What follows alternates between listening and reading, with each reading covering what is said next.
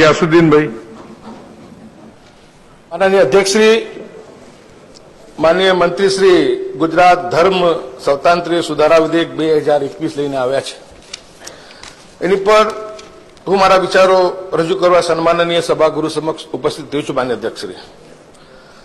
અધ્યક્ષ શ્રી, ભારતીય સંવિધાનના અનુચ્છેદ આર્ટિકલ 25 મુજબ નાગરિકે પોતાનો ધર્મ, મનગમતા ધર્મને માનવું, એનું પાલન કરવું, એની પર અમલ કરવો, એનો પ્રચાર પ્રસાર કરવો એનો આબાધિત અધિકાર છે। માન્ય અધ્યક્ષશ્રી, જે રીતના 2003 ની અંદર પણ આ બિલ લઈને આવ્યા હતા, એની અંદર જોગવાઈ હતી કે કલેક્ટરની મંજૂરી લઈ અને તમે તમારો ધર્મ જે છે પરિવર્તન કરી શકીશો। આજની દ્રષ્ટિએ આપણી આઈપીસી કલમ હેઠળ ઘણી બધી આપણી પાસે સત્તાઓ છે કે જો કોઈની સાથે છલ થાય, કપટ થાય, છેતરપિંડી થાય તો એની સામે કાયદાકીય આપણે સખતમાં સખત કાર્યવાહી કરી શકીએ છીએ અને કાર્યવાહી કરવી પણ જોઈએ। હું એમાં સ્પષ્ટ માનું છું કે છલ કપટ થયું હોય તો એની સામે કાર્યવાહી, કોઈ પણ સભ્ય સમાજ એ વસ્તુને કદી પણ સ્વીકારે નહીં કે કોઈની સાથે છેતરપિંડી થાય। પરંતુ માન્ય અધ્યક્ષશ્રી, ફક્ત રાજકીય ઇરાદાઓ માટે, ફક્ત પોતાનો રાજકીય એજન્ડા પાર કરવા માટે અને લોકોની અંદર એક ધૃણાની ભાવના ઉભા થાય અને એ રીતનું જે રીતના માનનીય અધ્યક્ષશ્રી મંત્રી શ્રી પ્રદીપસિંહ જાડેજા સાહેબ પ્રવચન કરતા હતા, વારે ઘડી એક સમાજને અપમાનિત કરવાનું, વારે ઘડી જે બીજા લોકો ધારાસભ્યો જયારે ઉભા થાય અને એ જે રીતના સમાજને અપમાનિત કરવાનું એ શબ્દો કાઢી નાખવામાં આવે છે। તમે બીજી કોઈ રીતે બોલી શકો કેવું હોય પણ માન્ય અધ્યક્ષશ્રી, આલિયા માલિયા જેવા એક ને એક વસ્તુ 15 વર્ષથી મંત્રીશ્રી પાસેથી સાંભળું છું। 15 વર્ષથી હવે તો સિનિયર થયા। તમે કોઈ કઈને આપી ના શકતા હો, કમસે કમ કળવા વેણ ના આપો। તમે પ્રેમ નથી આપી શકતા તો નફરત ના આપો। તમે કોઈ જગ્યા તમે એવું કોઈ કામ નથી કરતા કે અમે તમને અપમાનિત કરીએ। પરંતુ મારે જયારે આજે બિલ આવ્યું, પ્રદીપસિંહ જાડેજા કહેતા હતા કે આજે મારા માટે આ દિવસ બહુ મહત્વનો દિવસ છે। માન્ય અધ્યક્ષશ્રી, હું આજે જે રીતના સભ્યોનો વર્તાવ જોઈ રહ્યો છું, જે રીતના સભ્યોના વક્તવ્ય સાંભળી રહ્યો છું, મને એવું લાગે છે કે 14 વર્ષ પછી સૌથી શરમજનક દિવસ આજની ધારાસભા, આજની વિધાનસભા મારા માટે છે। માન્ય અધ્યક્ષશ્રી, કોઈ મર્યાદા હોય, કોઈ સભ્યતા હોય, બોલો। અમે પોતે કહીએ છીએ કે છલ હોય, કપટ હોય, કોઈની સાથે છેતરપિંડી થતી હોય તો એની સામે પગલા લો, તમે ફાંસી સુધી ચડાવો।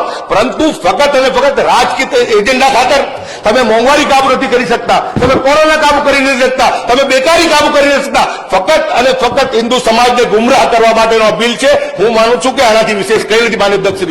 માન્ય અધ્યક્ષશ્રી, કેરળ હાઈકોર્ટની વાત કરવામાં આવી કે કેરળ હાઈકોર્ટની અંદર લવ જિહાદના કિસ્સાની પર જે છે લગ્ન રદ કરવામાં આવ્યા। માન્ય અધ્યક્ષશ્રી, એ કેસ જયારે સુપ્રીમ કોર્ટમાં ગયું, સુપ્રીમ કોર્ટે એ લગ્નને કાયદેસર ઠરાવ્યા છે। એનઆઈએ ને તપાસ આપવામાં આવી। એનઆઈએ એજન્સી, નેશનલ જે એજન્સી છે એ કેન્દ્ર સરકાર સ્થિત એજન્સી છે, એ એજન્સીએ પર રિપોર્ટ આપ્યો કે લવ જિહાદ જેવું કાંઈ જ નથી। એનાથી વિશેષ કહું કે જયારે સંસદની અંદર એક સવાલ મૂકવામાં આવ્યો, ગૃહમંત્રી જે ભારતીય જનતા પાર્ટીના છે એમને પૂછવામાં આવ્યું કે લવ જિહાદના કેટલા કિસ્સા સામે આવ્યા, ત્યારે કેન્દ્રીય ગૃહમંત્રી કહે છે કે લવ જિહાદ જેવું કોઈ કિસ્સો ભારત દેશની અંદર નથી। માન્ય અધ્યક્ષશ્રી, દેશના ગૃહમંત્રી, રાજ્ય કક્ષાના ગૃહમંત્રી કેન્દ્રની સંસદની અંદર કહેતા હોય, એનઆઈએ જે એજન્સી છે એ કહેતી હોય તો હું માનું છું કે આનાથી વિશેષ હવે કોઈ બીજા સર્ટિફિકેટ લેવાની કોઈ જરૂર નથી। માન્ય અધ્યક્ષશ્રી, જેહાદનું મતલબ માન્ય અધ્યક્ષશ્રી, કહેતા હતા કે જેહાદ એટલે પ્રેમનું નામ છે જેહાદ, પ્રેમ એનું નામ નથી જેહાદ। માન્ય અધ્યક્ષશ્રી, ઇસ્લામ ધર્મ, કુરાન પોતે કહે છે કે તમે કોઈની સાથે બળજબરીથી તમે એનો ધર્માંતર ના કરી શકો, એટલે તમે એની સાથે લઈ શકો, તમે તમારા ધર્મની અંદર સમાવેશ કરી શકો નહીં। માન્ય અધ્યક્ષશ્રી, પ્રેમ, આ 2.5 અક્ષરનો જે પ્રેમ છે ને માન્ય અધ્યક્ષશ્રી, એ પ્રેમ એક અહેસાસ છે અને એ અહેસાસ અને એના વાળા ક્યાં ક્યાં જઈને રખે છે અને ક્યાં કોને ઘાયલ કરે છે કોઈને ખબર પડતી નથી। માન્ય અધ્યક્ષશ્રી, કોઈ પ્રેમ કે કોઈ ધર્મ એકબીજાનો ધર્મ જોઈને થતો નથી। માન્ય અધ્યક્ષશ્રી, ઘણી બધી વાતો થઈ, લવ જિહાદના કિસ્સા તો માન્ય ગૃહમંત્રી કે ગુજરાતમાં કેટલા બન્યા છે। માન્ય અધ્યક્ષશ્રી, લગ્ન થાય છે, આંતરધર્મી લગ્ન થાય છે, બે બાજુ થાય છે। માન્ય અધ્યક્ષશ્રી, એક બાજુ નથી થતા। માન્ય અધ્યક્ષશ્રી, ગુજરાતમાં ફક્ત છેલ્લા 1 વર્ષની અંદર 100 કરતા વધુ મુસ્લિમ છોકરીઓએ હિન્દુ ધર્મ અખ્તિયાર કર્યો છે અને હિન્દુ ધર્મ ધારણ કરીને લગ્ન કર્યા છે। એના પુરાવા મારી પાસે છે, અત્યારે હું ગૃહમંત્રીને મોકલું છું। આ 100 લોકો જે લોકો રજીસ્ટર કર્યા છે એમના પોતાના લગ્ન હિન્દુ સમાજ સાથે, હિન્દુ સમાજના છોકરા સાથે લગ્ન કર્યા છે। હું આ પુરાવા છે એમને હાલ મોકલું છું, અને આ કિસ્સા આ વધારે સમયના નથી માન્ય અધ્યક્ષશ્રી, નહીં, એટલે ફક્ત 1 વર્ષના છે માન્ય અધ્યક્ષશ્રી, 1 વર્ષના. કાયદો જે છે એ છળ કપટથી છે. તો માન્ય આમાં છળ અધ્યક્ષશ્રી, કપટથી છે એવું કઈ છે? માન્ય અધ્યક્ષશ્રી, આ છળ કપટથી થયેલા છે. આ તો દરેક વસ્તુને દરેક બાબતને છળ કપટની અંદર સમાવેશ કરવું ફક્ત લોકોને ગુમરાહ કરવા માટેનો કાયદો છે. હું તો પહેલા જ મેં કીધું કે છલ કપટ કોઈને સ્વીકાર નથી, મને પણ સ્વીકાર્ય નથી, પરંતુ એ કહેવા માંગુ છું કે છલ કપટના નામે લોકોને ગુમરાહ કરવાનું બંધ કરે. લવ જિહાદની વાત કરો છો ને લવ જિહાદ તમે કાયદામાં તો કોઈ જગ્યાએ ઉલ્લેખ કરતા નથી. ફક્ત વાત કરવાના, ફક્ત રાજકીય ભાષણો કરવાના, અને માન્ય અધ્યક્ષશ્રી આટલી નીચેના સ્તરે આ વિધાનસભા ગૃહની અંદર એવા શબ્દોનો પ્રયોગ થાય જેને જે મન ફાવે બોલે છે, જેને કોઈ જ્ઞાન નથી, કુરાન પર વાત કરે છે, જેને કોઈ જ્ઞાન નથી, જિહાદ પર વાત કરે છે, જેને કોઈ જ્ઞાન નથી, બીજી વાત કરે છે. માન્ય અધ્યક્ષશ્રી, પ્લીઝ પોઈન્ટ ઓફ ઓર્ડર છે. આ વિધાનસભામાં માન્ય અધ્યક્ષશ્રી દ્વારા જે મને અનુમતિ આપવામાં આવી છે એ જ શબ્દોનો મેં ઉલ્લેખ કર્યો છે, એટલે મારા શબ્દોના સંદર્ભમાં એ કઈ ન કહી શકે. માન્ય અધ્યક્ષશ્રી, એક નહીં હું 1000 વાર કહું છું કે મુસ્તફા શા માટે મહેશ ઠાકોર બનીને લગ્ન કરે છે. મારો વાંધો આ છે માન્ય અધ્યક્ષશ્રી. અને માન્ય અધ્યક્ષશ્રી, આના નામે હિન્દુ દીકરીઓને આત્મહત્યા કરવી પડે આ હું હરગીજ ચલાવી લેવા માટે તૈયાર નથી. માન્ય અધ્યક્ષ, પ્લીઝ. માન્ય અધ્યક્ષશ્રી, મંત્રી શ્રી જોર જોરથી બોલવામાં માહેર છે. અમે તો પોતે ચલાવવું જોઈએ. આવી થતી હોય ફાંસી ચડાવો, ફાંસી ચડાવો. એને જો છલકપટ થતી હોય તો સમાજને બે સમાજ કરો. જાસુદીનભાઈ પ્લીઝ એક મિનિટ. મંત્રીશ્રી જોર જોરથી બોલવામાં માહિર છે, આ શબ્દો કાઢી નાખવામાં છે. બીજી વાત કે આપ પણ જોરથી બોલી રહ્યા છો, ઘણીવાર હું પણ જોરથી બોલું છું, ઘણીવાર માન્ય પરેશભાઈ પણ જોરથી બોલે છે, એટલે એની ટીકા ના થાય. તમને જે કહેવું બીજું કહો, વ્યક્તિગત જવાબ. અધ્યક્ષશ્રી, જોરથી બોલવામાં કોઈને વાંધો નથી, પરંતુ જવાબદાર વ્યક્તિ કટુતાથી વાત ના કરે. વાત એવી કરે કે જે આટલો સિનિયર મંત્રી હોય જ્યારે વાત કરે, બે સમાજની અંદર પ્રેમ પાંગરે, બે સમાજની અંદરથી ધોરણાઓ દૂર થાય, બે સમાજ નજીક આવે અને ગુનેગારો સજા માન્ય અધ્યક્ષશ્રી. હું કહું છું કે છલકપટ થતી હોય તો ફાંસી ચલાવો, હું એવા ના નથી પાડતો, પણ એના નામે રાજનીતિ ના કરો. મારું કહેવાનો ભાવાર્થ એક જ છે કે આ સ્ટેજ નથી, આ વિધાનસભાની અંદર તમે આવી વાતો કરી અને સમાજને ગુમરાહ કરશો. લોકો સમજી ચૂક્યા છે, બહુ દિવસ આ પાપનો ઘોડો ચાલવાનો નથી, ફૂટવાનો છે માન્ય અધ્યક્ષશ્રી. હવે લોકોને બહુ ગુમરાહ કરી દીધા તમે. માન્ય ગ્યાસુદ્દીનભાઈ, આપ એક ગ્લાસ પાણી પીને આવો, હું વિનંતી કરું છું.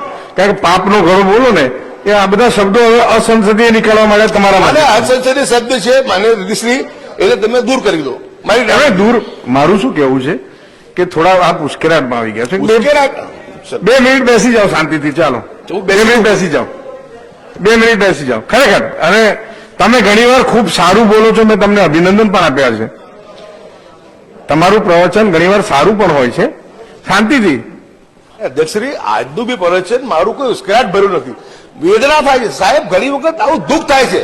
અત્યારે ગેલેરીમાં હું જઈને બેઠો ત્યારે મને થતું હતું કે કઈ જગ્યાએ આવી ગયું છું કે જ્યાં પ્રેમ પાંગરવું જોઈએ, જ્યાં એક સારી વાત થવી જોઈએ, એની જગ્યાએ આવી વાત થાય. સાહેબ ડિસ્ટર્બ થઈએ છે, ડિસ્ટર્બ માનસિક ત્રાસ થાય છે અમને કે અમે તમને કઈ નહીં પડતું, તમે મેળા મારવાના દરેક બાબતમાં બિલકુલ વિકૃત, જેને કહેવાય કે જેને વિકૃત તમે ટિપ્પણીઓ કરો તો માન્ય અધ્યક્ષશ્રી દિલ્હી પર ચોટ પહોંચે છે. માન્ય અધ્યક્ષશ્રી, મેં કોઈ દિવસ 14 વર્ષના મારા ધારાસભ્ય પદ દરમિયાન કોઈની લાગણી દુભાય એવો મેં કોઈ કૃત્ય કર્યો નથી કે કોઈ વાત કરી નથી. માન્ય અધ્યક્ષશ્રી, આજે પણ હું કહું છું, મેં પહેલા પણ કીધું કે અમારો વાંધો છલકપટની સામે ફાંસી ચડે અમને વાંધો નથી. અમને વાંધો એક જ છે માન્ય અધ્યક્ષશ્રી કે આની સામે રાજકારણ ના થવું જોઈએ, બે સમાજને ધોરણા પેદા થાય એ કામ ના કરવું જોઈએ. અને એટલે જ આ બિલનો અમે વિરોધ કરીએ છીએ કે આપણી પાસે આઈપીસી કલમની ઘણી બધી એ છે. 2003માં પણ આપણે કાયદો લાવ્યા, એની અંદર પણ આપણી પાસે ઘણી બધી સત્તાઓ છે કે જે છલકપટ કરતા હોય એની આપણે પગલાં લઈ શકીએ છીએ. પરંતુ માન્ય અધ્યક્ષશ્રી, કે જયારે આટલી બધી વિશાળ સત્તા આપણી પાસે હોય, આપણી પાસે એટલા દાખલાઓ પણ નથી, એવી કોઈ વાત પણ નથી. મેં તમારી સામે આ મેં પુરાવા મૂક્યા માન્ય અધ્યક્ષશ્રી કે 100થી વધુ પુરાવા છે મારી પાસે, જે મુસ્લિમ છોકરીઓ છેલ્લા 1 વર્ષમાં, વધારે નહીં, આપ જોઈ શકશો. આપને પણ હું વોટ્સએપ પર નાખીશ અને મીડિયાના મિત્રોને પણ નાખવાનો છું. પરંતુ માન્ય અધ્યક્ષશ્રી, એક સમાજ જ દોષી હોય, એક સમાજ જ પ્રેમ કરતો હોય, એક સમાજ જ જિહાદ કરતો હોય, એક સમાજ, આ વાત નથી માન્ય અધ્યક્ષશ્રી. પ્રેમ તો ગમે તેને ગમે ત્યાં થતો હોય છે માન્ય અધ્યક્ષશ્રી. એને એક ધર્મ સાથે જોડો, હું માનું છું કે એ વ્યાજબી નથી. અને વિશેષમાં તમને એટલું જ કહું છું કે આ જે કાયદો છે, હું માનું છું કે લોકોની અંદર ધૃણા વધારે ફેલાશે, લોકોની અંદર ગરુણા કરીને રાજનીતિ કરવા માટે આ કાયદો લઈને આવ્યા છે.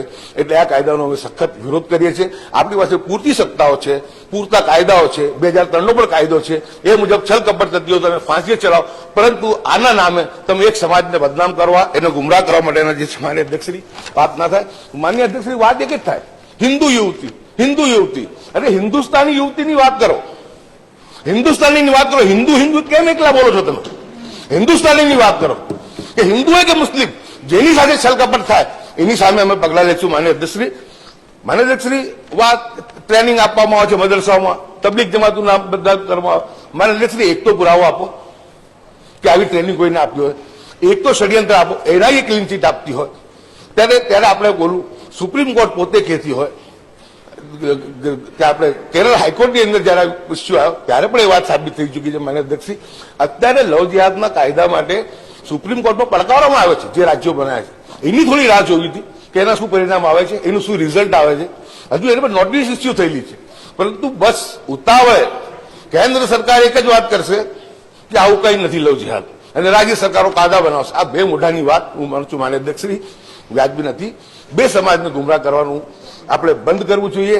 બે સમાજની અંદર પ્રેમ પાંગરે, બે સમાજની અંદર સહિષ્ણુતા રહે, પ્રેમ છે, ભાઈચારો રહે, એ માટે આપણા પ્રયાસ થવા જોઈએ. અને ગુનેગારો હોય એની સામે સજા પણ થવી જોઈએ માન્ય અધ્યક્ષશ્રી. પરંતુ એવું માનું છું કે આ જે કાયદો છે ફક્ત ને ફક્ત રાજનીતિ માટે છે, બે સમાજોની અંદર ડિફરન્સીસ વધે એ માટે છે. એટલે આ કાયદાનો હું વિરોધ કરું.